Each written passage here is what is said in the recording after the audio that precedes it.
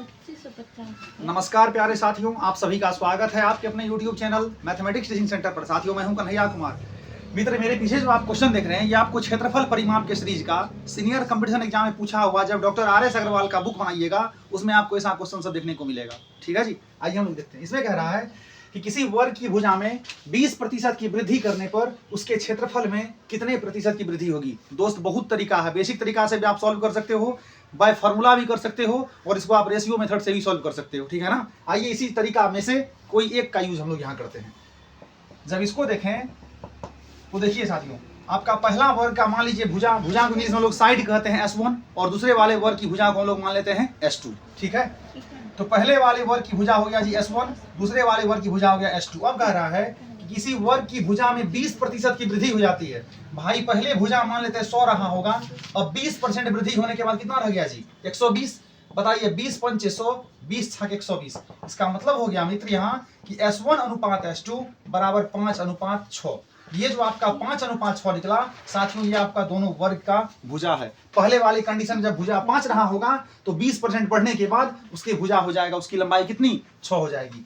अब साथियों इसमें क्या कह रहा है, इसके क्षेत्रफल में कितने % की वृद्धि होगी। अब क्या करते हैं, पहले क्षेत्रफल निकाल लेते हैं। आपका मान लीजिए पहले वाले वर्ग का क्षेत्रफल A1 और दूसरे वाले वर्ग का क्षेत्रफल A2। साथियों, वर्ग कोई भी हो, क्षेत्रफल आपका भुजा स्क्वायर ही होना है। ठीक है, तो पहले वाले वर्ग का भुजा 5 है जी, क्षेत्रफल 5 का स्क्वायर 25। दूसरे वाले वर्ग का भुजा 6 है जी, 6 का स्क्वायर 36। यानी दो वर्ग के भुजा का अनुपात हो गया जी 5:6। देखिए क्वेश्चन का पैटर्न अब चेंज हो गया। उसके बाद उसका क्षेत्रफल का अनुपात हो गया 25:26। ठीक है, तो कह रहा दूसरे वाले वर्ग का क्षेत्रफल जो है वो पहले वाले वर्ग के क्षेत्रफल से कितना अधिक है। यहाँ लिखेंगे कितना % अधिक है, प्रतिशत वृद्धि। अब बताइए, दूसरा वाला वर्ग का क्षेत्रफल है 36 और पहले वाले वर्ग का क्षेत्रफल है 25। पहले वाली स्थिति में बताइए 25 से 36 आपका 11 बढ़ गया। किसके कंपेयर में? 25 के।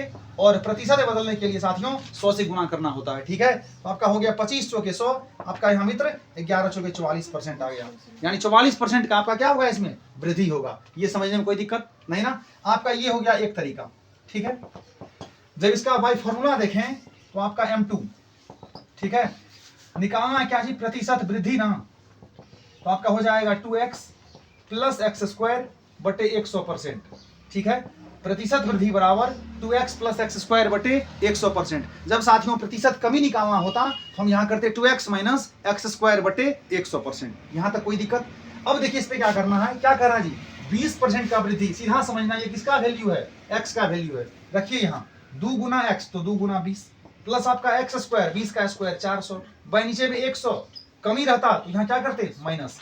बताइए 100 चौके 400, आपका यहाँ कितना होगा? 4 है जी। ये 100 चौके 400 आपका 20 दूनी के 40 और 4 आपका 44% का क्या होगा? उसके क्षेत्रफल में वृद्धि होगा। समझ में आया? थैंक यू दोस्त।